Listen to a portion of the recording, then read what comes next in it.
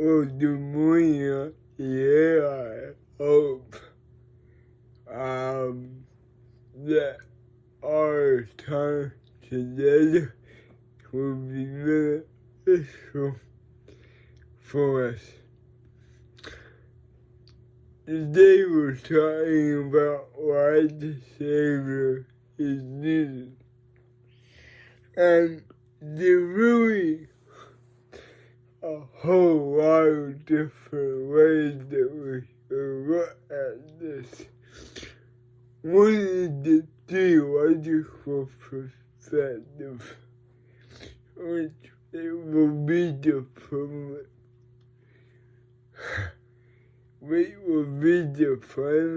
focus of today.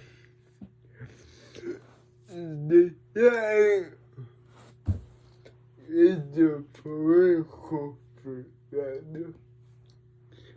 The third is just the Jewish traditions, and you hit the ones having more ways to it. This. I'm going to deliver a message that you will commonly hear around Easter, which is about the crucifixion. But I want you to keep this in mind.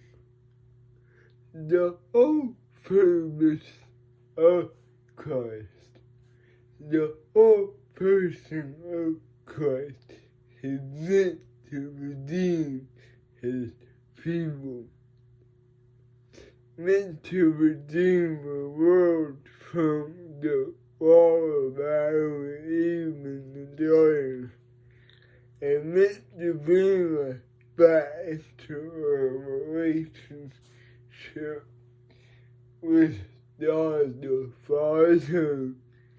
And I don't know about you, but every day I am amazed that God wants to deal with me.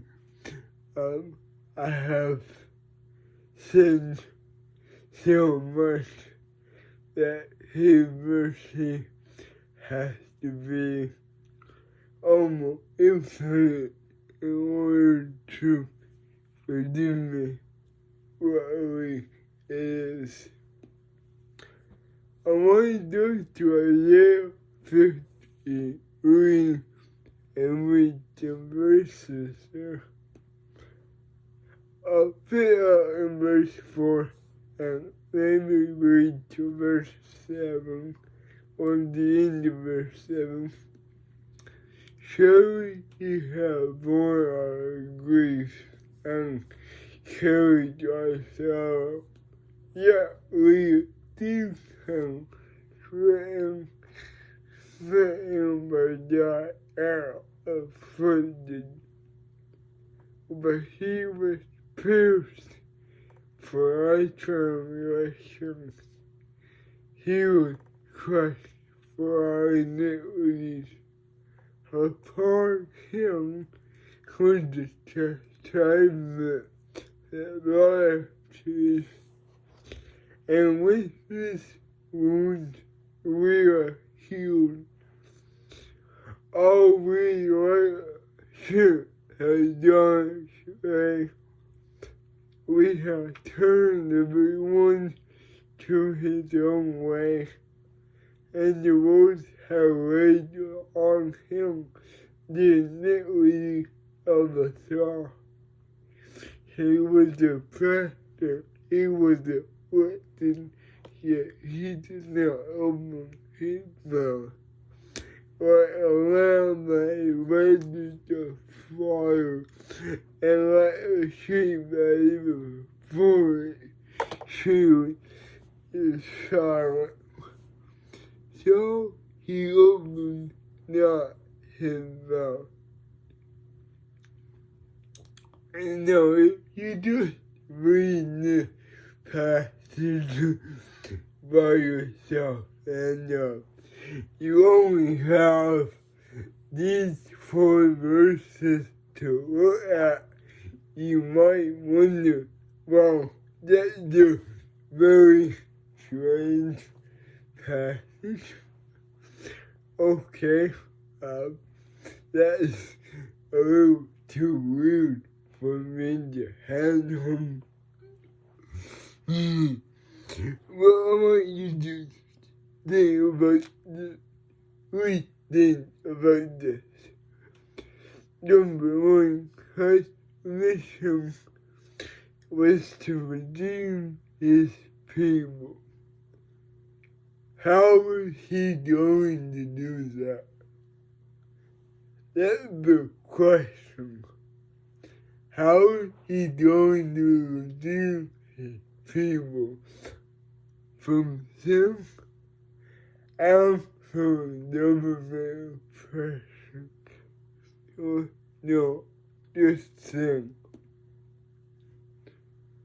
The Jews at the time of Jesus thought that the Messiah would defeat Rome, but no, he only came to defeat sin, which perhaps is the ultimate enemy of us all.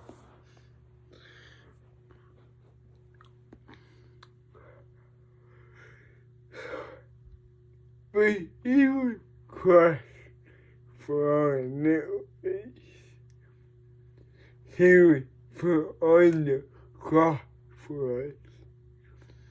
He died and suffered for us.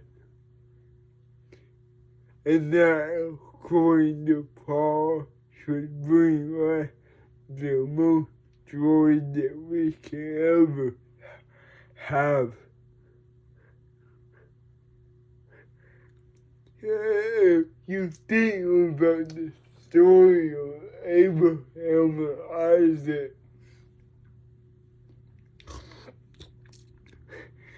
and you think about the very end of the story where Abraham is about to cut open Isaac, God tells him to stop, and he says, I will provide the ram for you to sacrifice. Now, most depiction, I'm wrong. Scripture says that a physical ram appeared. But God really wasn't talking about that at all. He meant that he was going to provide a person without blemish ram that was sacrificed for those who believed. So he was pierced for sin. Now, how does this have anything to do with Advent? And how does it have to do with Christmas? Let me tell you something. Christ's entrance into the world might have been the start of his divine plan. I'm not saying that I'm trying to make a point here.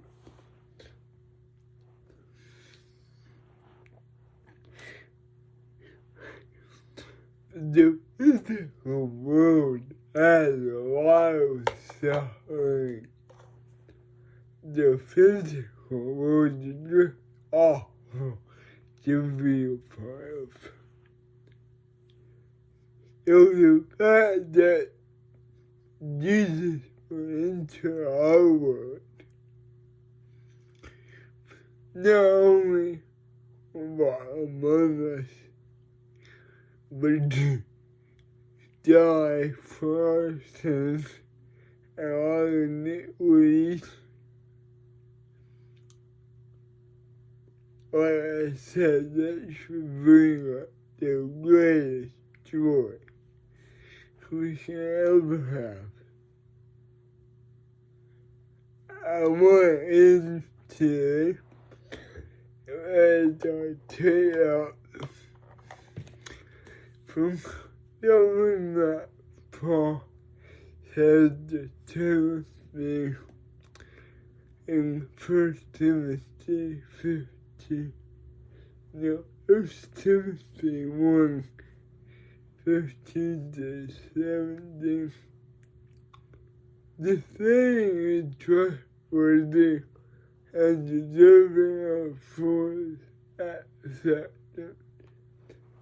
That why Jesus came into the world to save sinners, of whom I am the foremost.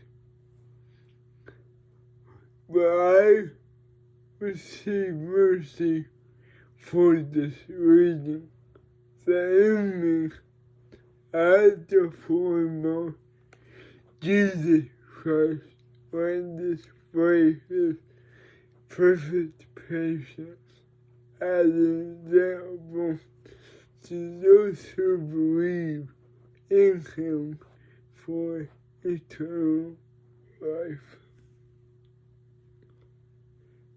My point is, Christ did not come into the world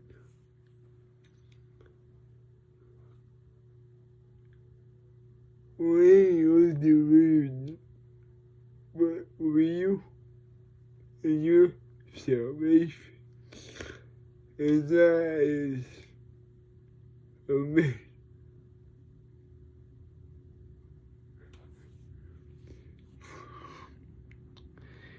Father, we do thank you for your love and for your mercy that you have upon us. I pray that someone in this audience will benefit from this. We know that this is a trustworthy saying that you came in this world and died for our sins to release us from bondage. In your son's name I pray. Amen.